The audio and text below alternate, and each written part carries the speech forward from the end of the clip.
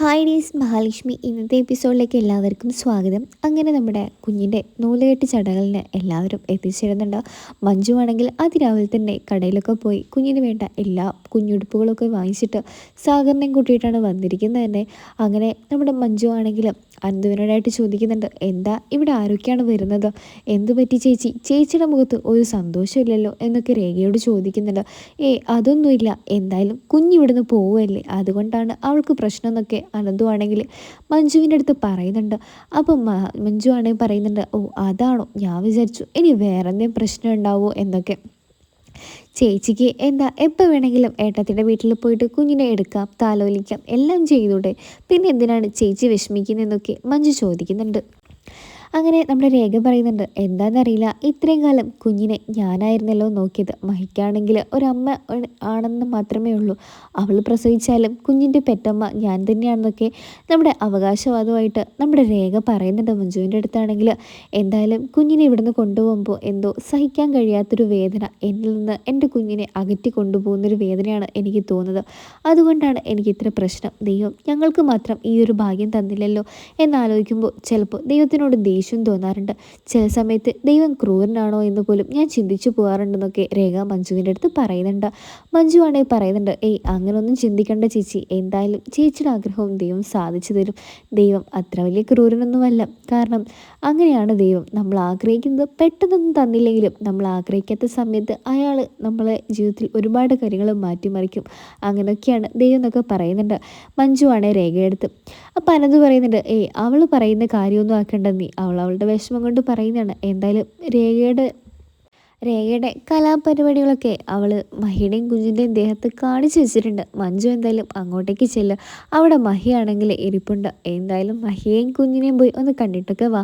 അങ്ങനെ മഞ്ജു പറയുന്നുണ്ട്, ശരിയെങ്കിൽ ഞാൻ പോയി ഏട്ടത്തെയും കുഞ്ഞിനെയും ഒന്ന് കാണട്ടെ, കുറച്ച് ദിവസമായില്ലേ ഇങ്ങോട്ടൊക്കെ വന്നിട്ട്. എന്തായാലും കുഞ്ഞിൻ്റെ നൂലുകെട്ട് ചടങ്ങിന് വേണ്ടിയിട്ടുള്ള സാധനങ്ങളൊക്കെ വാങ്ങിച്ചിട്ടുണ്ട്, അതൊക്കെ ഏട്ടത്തിക്ക് മുകളിൽ തന്നെ പോയി കൊണ്ടുകൊടുത്തിട്ട് വരാം. അതിനുശേഷമാണെങ്കിൽ നമ്മുടെ സാഗറാണെങ്കിൽ അനന്തുവിനോട് ചോദിക്കുന്നുണ്ട്, ഇവിടെ ഇന്ന് ആരൊക്കെയാണ് വരാൻ വേണ്ടി പോകുന്നതെന്നൊക്കെ ചോദിക്കുമ്പോൾ സാഗറിനോട് അനന്ത് പറയുന്നുണ്ട്, മഞ്ജുവിൻ്റെ അമ്മ ചിലപ്പോൾ എന്തായാലും വരും, കണ്ണനാണെങ്കിൽ അവരെ വിളിക്കണമെന്നൊക്കെ ആഗ്രഹം പറയുന്നത് കേട്ടിട്ടുണ്ടായിരുന്നു.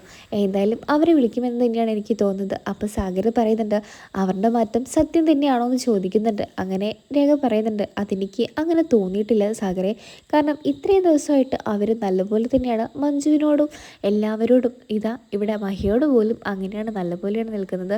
അവരിൽ നിന്ന് ഇങ്ങനൊരു മാറ്റം ഞാൻ ഒട്ടും പ്രതീക്ഷിച്ചിരുന്നില്ല. എന്നാലും കുഞ്ഞിനോടൊക്കെ അവർക്ക് വലിയ സ്നേഹമാണ്. അതിപ്പോൾ അഭിനയമാണോ സത്യമാണോ എന്നൊക്കെ നമുക്ക് എങ്ങനെ മനസ്സിലാവാനാ, മനുഷ്യനല്ലേ രൂപം, എങ്ങനെ വേണമെങ്കിലും മിതം മാറുന്ന രൂപങ്ങളാണ് എന്നൊക്കെ രേഖയാണെങ്കിൽ സാഗറിനോടായിട്ട് പറയുന്നുണ്ട്. സാഗർ പറയുന്നുണ്ട്, അതൊക്കെ ശരി തന്നെയാണ്. എന്തായാലും മഞ്ജുവിനാണെങ്കിൽ അവളുടെ അമ്മയോട് ഒരുപാട് വെറുപ്പുണ്ട്. എന്തെങ്കിലും സത്യമൊക്കെ ആയിരുന്നെങ്കിൽ അവൾക്ക് അവളെ അമ്മയുടെ സ്നേഹം കുറച്ചും കൂടെ കിട്ടുമായിരുന്നു. പഴയ പോലെ അവളുടെ വീട്ടിലൊക്കെ പോയി നിൽക്കുമായിരുന്നു. അത് കാണുമ്പോൾ എനിക്കൊരു ഉള്ളിൽ സമാധാനവും സന്തോഷമൊക്കെയാണ്. എന്തായാലും അവരൊക്കെ വന്നിട്ട് നല്ലപോലെ തന്നെ അവരും കണ്ണനൊക്കെ ആഗ്രഹിച്ച പോലെ തന്നെ ഒരു ജീവിതം അവർക്ക് കിട്ടട്ടെ എന്നൊക്കെ സാഗറാണെങ്കിൽ അനന്തുവിനോട് പറയുന്നുണ്ട്. അതിനുശേഷം നമ്മുടെ മഞ്ജു ആണെങ്കിൽ മുകളിലെത്തിയിട്ട് നമ്മുടെ മഹാലക്ഷ്മിയോട് പറയുന്നുണ്ട്, ഏട്ടത്തി ഇന്ന് ഞാൻ ഒരുപാട് സന്തോഷത്തിലാണ്, കാരണം ഇന്നെൻ്റെ കുഞ്ഞിൻ്റെ നൂലുകെട്ടാണല്ലോ. അവളുടെ ഈ ഒരു ചിരി കാണുമ്പോൾ തന്നെ ഒരുപാട് സന്തോഷം തോന്നുന്നു. ചേട്ടത്തിനേക്കാളിലും സുന്ദരിയായിട്ടുണ്ടല്ലോ ഇന്നിവള് എന്നൊക്കെ ഇങ്ങനെ മഞ്ജു പറയുന്നുണ്ട് കുഞ്ഞിനെ നോക്കിയിട്ടാണെങ്കിൽ. അങ്ങനെ തൊട്ടിൽ കിടന്ന കുഞ്ഞിനെ ആണെങ്കിൽ മഞ്ജു എടുത്ത് എഴുന്നേൽപ്പിക്കുന്നുണ്ട്. അങ്ങനെ എഴുന്നേൽപ്പിക്കുമ്പോൾ നമ്മുടെ മഹാലക്ഷ്മിയെ പറയുന്നുണ്ട്, ഇതൊന്നും രേഖ കാണണ്ട, രേഖ ഇപ്പോൾ കുഞ്ഞിനെ ഉറക്കിയിട്ട് പോയതേ ഉള്ളൂ.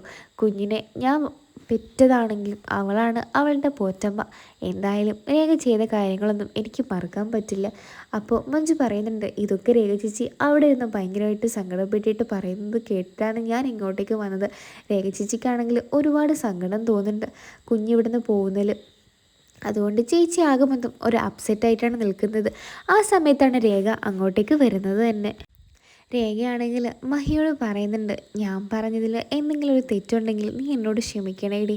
കാരണം നീ അവളുടെ പൊറ്റമ്മയാണെങ്കിലും ഞാൻ അവളുടെ പോറ്റമ്മ തന്നെയാണ്. കാരണം അവൾക്ക് രണ്ടച്ഛനും രണ്ടമ്മമാരുമാണ് ഈ ലോകത്ത്.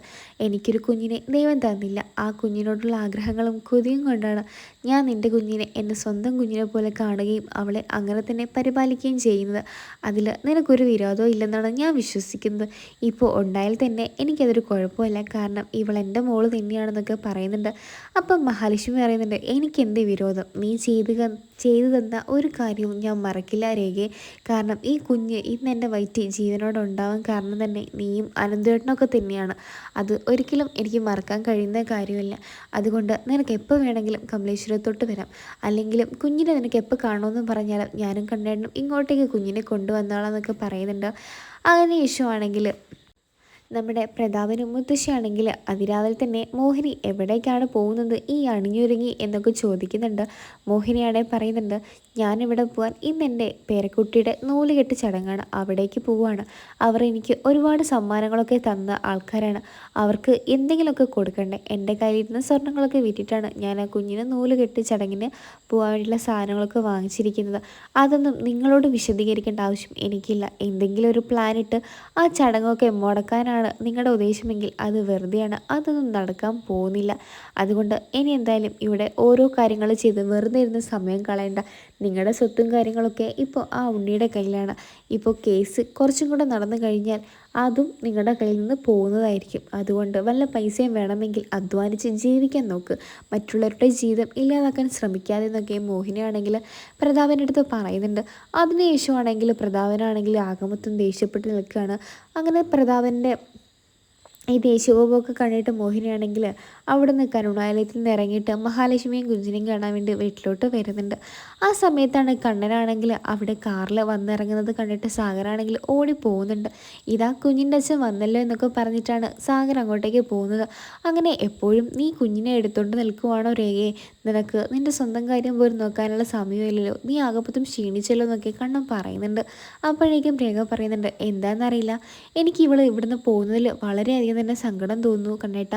ഇവളെ ഇവിടെ നിർത്തിക്കൂടെ നിങ്ങൾക്ക്? അല്ലെങ്കിൽ മഹിക്കും നിങ്ങൾക്കൊക്കെ ഇവിടെ നിന്നാൽ പോരെ എന്നൊക്കെ പറയുന്നുണ്ട്. അപ്പോൾ രേഖയോടായിട്ട് കണ്ണൻ പറയുന്നുണ്ട്, നീ എന്തൊക്കെയാണ് പറയുന്നത് രേഖയെ? നിനക്ക് എപ്പോൾ വേണമെങ്കിലും കുഞ്ഞിനെ അങ്ങോട്ടേക്ക് വന്ന് കാണാലോ.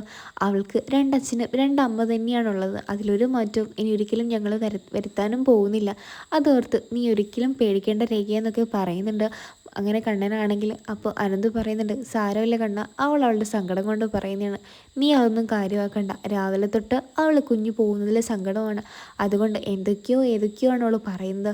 അതൊന്നും നീ കാര്യമാക്കണ്ടെന്ന് പറയുമ്പോൾ കണ്ണൻ പറയുന്നുണ്ട്, ഒരമ്മയുടെ വേദന എന്താണെന്ന് എനിക്ക് നീ പറഞ്ഞു തരേണ്ട അനന്തു. എന്തായാലും ദൈവം നിങ്ങളെ അനുഗ്രഹിക്കട്ടെ. നിങ്ങൾക്ക് എപ്പോൾ വേണമെങ്കിലും നമ്മുടെ കുഞ്ഞിനെ എടുക്കാനും കാണാനുള്ള അവകാശമുണ്ട്. പൂർണ്ണ സമ്മതത്തോടെയാണ് ഞങ്ങൾ ഈ പറയുന്നത്. ഞങ്ങൾക്കതിലൊരു വിരോധവും ഇല്ലെന്നൊക്കെ കണ്ണൻ പറയുന്നുണ്ട്. അപ്പോഴേക്കും മഹിയാണെങ്കിൽ അങ്ങോട്ടേക്ക് വന്നിട്ട് മഹിയും ഇതേപോലെ തന്നെ കണ്ണനോടായിട്ട് പറയുന്നുണ്ട്. കണ്ണേട്ടൻ പറഞ്ഞ പോലെ തന്നെ ഞങ്ങളുടെ കുഞ്ഞ് നിങ്ങളുടെയും കൂടെയാണ്, അതിലൊരു മാറ്റവും ഇനി വരാൻ പോകുന്നില്ല എന്നൊക്കെ പറയുന്നുണ്ട്.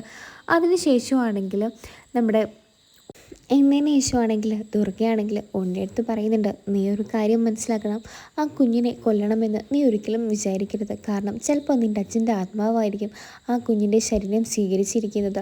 ആ കുഞ്ഞ് നിന്നെ വല്യച്ഛന എന്ന് വിളിക്കണമെന്നൊക്കെ കേൾക്കാൻ ഞാൻ ഒരുപാട് ആഗ്രഹിക്കുന്നുണ്ട്. മരിക്കുന്ന മുമ്പേ എനിക്കിതൊക്കെയാണുള്ള ആഗ്രഹം. നിനക്കൊരു കുഞ്ഞുണ്ടായിട്ട് അതിനൊക്കെ ഒന്ന് കളഞ്ഞു നീ. ഇപ്പോൾ ആണെങ്കിൽ അവളുടെ വയറ്റിൽ കുഞ്ഞുണ്ട്. നിങ്ങളുടെ ജീവിതം ഇങ്ങനെയൊക്കെ ആയിപ്പോയി. എനിക്ക് കണ്ണനെ ദ്രോഹിക്കാനോ അവൻ്റെ കുഞ്ഞിനെ വേദനിപ്പിക്കാനോ ഭാര്യയെ വേദനിപ്പിക്കാനോ എനിക്ക് കഴിയില്ല. അതുകൊണ്ട് ആ തെറ്റുകൾ നീയും ആവർത്തിക്കരുത് എന്നെനിക്കുണ്ടെന്നൊക്കെ ദുർഗ പറയുന്നുണ്ട്. അതിനുശേഷമാണെങ്കിൽ മഹാലക്ഷ്മി കുഞ്ഞിൻ്റെ നൂലുകെട്ട് ചടങ്ങൊക്കെ കാര്യങ്ങളൊക്കെ കഴിഞ്ഞിട്ട് നമ്മുടെ വീട്ടിലോട്ട് വരാൻ വേണ്ടി നിൽക്കുന്ന സമയത്ത് കുഞ്ഞിൻ്റെ പേരിലായിട്ട് രേഖയാണെങ്കിൽ തല്ലുണ്ടാക്കുന്നുണ്ട്. ഇന്ന് കുഞ്ഞിനെ തരാനൊന്നും കഴിയില്ല എന്നൊക്കെ പറഞ്ഞ് രേഖയുടെ സ്വഭാവം ചെറുങ്ങനെയായിട്ട് മാറുന്നുണ്ട്. രേഖ എന്താണ് ഇങ്ങനെയൊക്കെ ചെയ്യുന്നതെന്നുള്ള ഇതിലൊക്കെ മഹിയും കണ്ടും നോക്കി നിൽക്കുന്നുണ്ട്. അനന്തുവാണെ പറയുന്നുണ്ട്, അവളുടെ സങ്കടം കൊണ്ടാണ്, ഞാൻ എന്തായാലും കുഞ്ഞിനെ വൈകുന്നേരമായിട്ട് എത്തിച്ചേരാം, അല്ലാതെ ഇപ്പം മറ്റൊരു മാർഗ്ഗം ഞാൻ കാണുന്നില്ല എന്നൊക്കെ പറയുന്നുണ്ട്. അപ്പോഴേക്കും നമ്മുടെ കണ്ണനും മഹിക്കാണെങ്കിൽ അത് എന്താ ശരി രേഖ എന്നുള്ള രീതിയിലൊക്കെ പറയുന്നുണ്ടെങ്കിലും കുഞ്ഞിനെ അവിടെ വിട്ട് വരുന്നതിൽ ഒരു പെറ്റമ്മയായ അവൾക്ക് ഒരുപാട് സങ്കടമുണ്ടെന്നൊക്കെ കണ്ണൻ പറയുന്നുണ്ട് അനന്തുവിനോടായിട്ടാണെങ്കിൽ. അപ്പോൾ അനന്തുവായിട്ട് പറയുന്നുണ്ട്, ഞാൻ എന്തായാലും കുഞ്ഞിനെ വൈകുന്നേരം എത്തിച്ചിരിക്കുന്നൊക്കെ പറയുന്നുണ്ട്. അങ്ങനെ ചെറിയ പ്രശ്നങ്ങളൊക്കെ നടക്കുന്നുണ്ട്. അങ്ങനെയാണ് ഇന്നത്തെ ഈ ഒരു എപ്പിസോഡ് അവസാനിക്കുന്നത്. നിങ്ങൾക്ക് ഈ ഒരു സീരിയൽ ഇഷ്ടമാണെങ്കിൽ ചാനൽ സബ്സ്ക്രൈബ് ചെയ്ത് സപ്പോർട്ട് ചെയ്ത് കൂടെ കുടിക്കൂ.